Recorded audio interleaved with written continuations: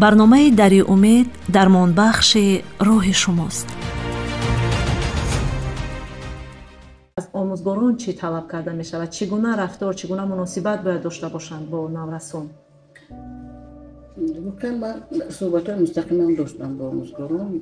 بعضی مراجعت کرده بودم. بله، در مکتب دعوت میکنم، میونم بعضی روبرت مکتب یعنی طلبات مکتب معلمانشون رو حس میکنن، دعوت میکنن، روانشناسان رو در بعضی صحبتاشون منم بودم.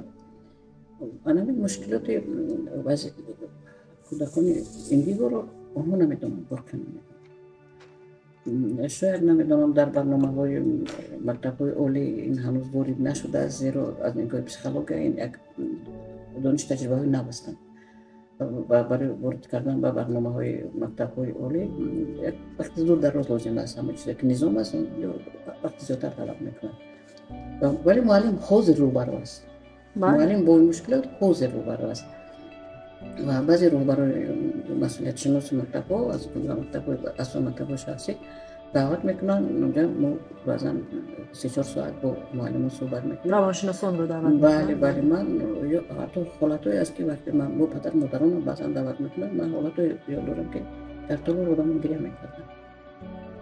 پدر مادران آموزگاران؟ بله پدر مادران آموزگاران هم گفت سرمون است که ما آنچه داریم همون رو میدهیم. بله. اگر آموزگاران هم زمانی از پدر و مادر خودشان، از آموزگاران مکتب خودشان فقط اصول سختگیری رو یاد گرفته باشند، اونها همین رو میدهند. 40 کودک 40 خاراکتر است. طبیعی است که این معلم اذیت میکشد و طبیعی است که اگر که او خودش از نگاه روانی ذخیره‌اش کم شد، او فریادش به سر کودک میزند. یعنی اینجا باید آموزگار از بالای خود کار کنند؟ بله، آموزگار سخت نیازمند است به کمک. من اینجا نسبت آموزگار از ایرادم دیده غمخوری زیادتر است، زیرا نیاز دارد.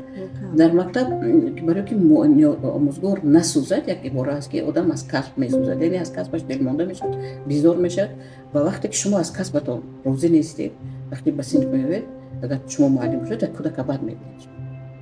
کودک میجنبد، کودک شاقون میکند، کودکی که در جاش نمیشیند، کودک میخواد نمیخواد، کودک در صنف یک حالات زیادن، کودک میخواد از یک صنف از یک طرف بعد صنف طرف صنف دیگری صنف برود. یک کودک در جا چی میگه کودک نمیشیند. معلم چیکار میکنه؟ در بعضی حالات معلم با جدول دست سر کودک به یک میزنه. من نمیگم که کار خوب میکنه، ولی معلم ذخیره روانی از درون ندارد، قوت ندارد، نیرو تمام شد.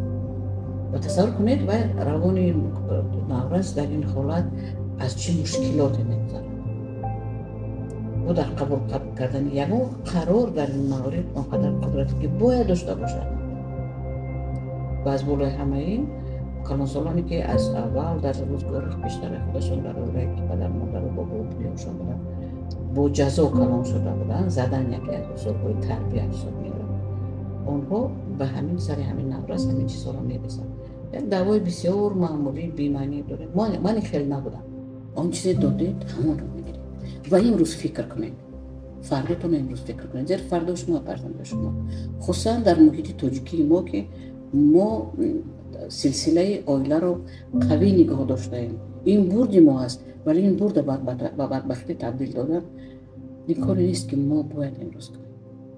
و در این مابین نورسان آسیب پذیرترین قشر همین عائله هستند. بله، چون دوره گذارششان است و شاید عملهای اجرا میکنند، عملهای میکنند که قریب که با یگان اعضای عائله مطابقت نمیکنند، یعنی که با اندیشه او همه عملهایش. بله، اونو سر حساب کار خودشون رو نمیروند. این نتیجه همون روندی است که از آغاز یعنی که اونها مشکل داشتن. از آغاز تربیت طفل. بله، اینجا اصلا تربیت یک دوره معین ندارد. اگر حکمت خیلی عجیب است که همشون شاید دونید، نزدیک خدمت اومدن یک عائله جوان، یک کودک 40 روز در دستشون بود، گفتن تربیت رو از چه آغاز کنیم؟ گفتن که 40 روز دیر کرد.